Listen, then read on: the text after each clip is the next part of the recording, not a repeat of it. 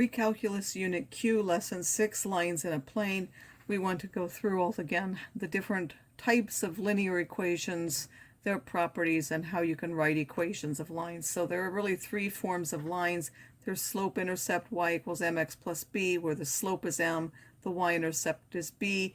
There's point-slope form where you have a particular point x1, y1. You take y minus the y value of the point, and then the slope times x minus the x value of the point. And then there's intercept or general form, ax plus by equals c. If you want the x-intercept, you put y equals 0, and if you put the y-intercept, you put x equals 0. If a line is going uphill from left to right, the slope is bigger than 0. If it's going downhill from left to right, the slope is less than 0. If it's horizontal line, the slope is equal to 0, and if you have a vertical line, it's undefined. To graph a line by hand, you can make a table of values. You really only need two solutions to graph a line. You can graph the y-intercept and then use the slope to move to other points. That's particularly useful when you have this. You can graph any point in the line and use the slope to move to another point from the first one. Or you can graph the intercepts.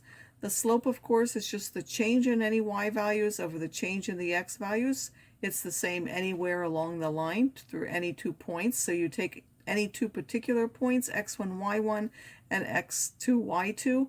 You subtract the y values on the top, and then in the same order, you subtract the x values on the bottom, where of course that can't be 0 because otherwise that would be a vertical line.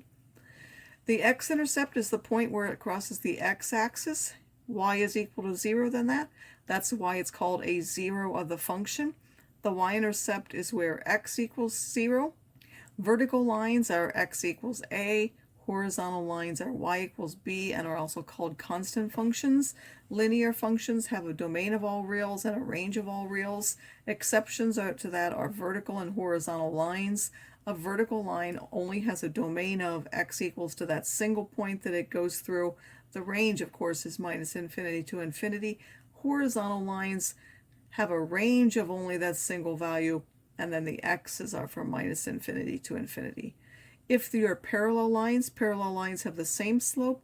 Perpendicular lines have slopes that are negative reciprocals of each other. This one says write the equation of the line that goes through these 2 points in slope-intercept form and graph the line. First of all, the slope is the change in the y over the change in the x. So this one went up 8 for the y, and it went up 8 for the x's. So that will be 8 over 8, which is 1. Then you know y is equal to 1x plus b. You can substitute either one of those points. I substituted 6 and 1, solved for that, and got b as 5, so y is equal to x plus 5. Or you could have put it in the point slope form if you like that better. Put y minus the y value. Again, either one of those. I again picked this one. And then x minus the x value with the slope outside, and simplify it will give you the same thing. You could have graphed it by graphing minus 7 minus 2 and 1, 6. That's all you really had to do was graph that. I happen to find the y-intercept. I used 5, and then I did a slope of 1.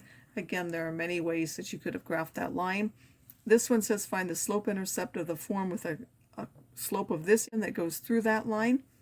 Well, again, you know that it's y is equal to, you can put minus 2/3 x plus b, and then to solve for b, you have to substitute the point in that equation as well, solve for what b is, and write it back in that equation. Or again, you can use the point slope form where you do y minus the y value and then equal to m times x minus the x value. Of course, minus a minus 4 is a plus 4, and then simplify that. To graph, we know it goes through minus 4, 3, and then has a slope of minus 2 over 3, so you go down 2 for the y and across 3 for the x, down 2 for the y, across 3, and continue that. Or if you go to the left, you would go up for the y and then left for, so the other direction would be the negative. If you go the positive for y, then you have to go the negative for the x in order to give that as a negative 2/3. Find the x and y intercepts of this line and then use those to graph. So the x-intercept is when y is 0. If I put y equals 0, I get 4x equals 12. Solving gives you x is 3, or the point 3, 0, which is this here.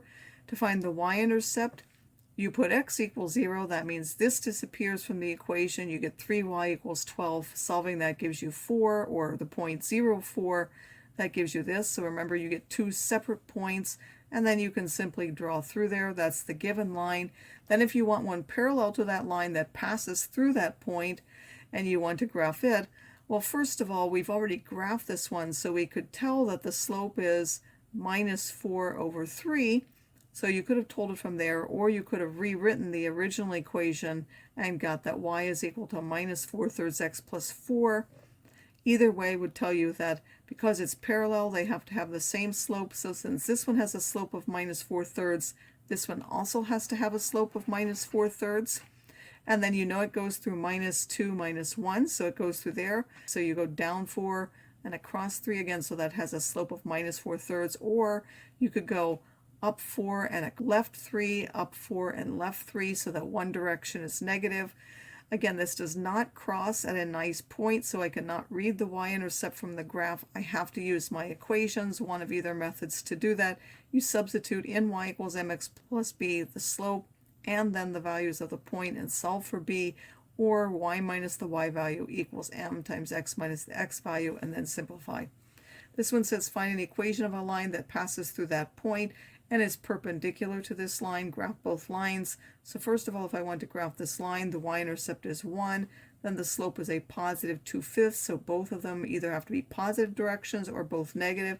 So if I go up 2 and over 5, up 2 and over 5, or I can go down 2 and left 5, down 2 and left 5 in order to graph that. A perpendicular, we know, has to have the negative reciprocal of that slope, so I put a negative because this was positive, and then I turn the fraction upside down, 5/2. If this one had been negative, this one would be positive, so they are always opposite signs.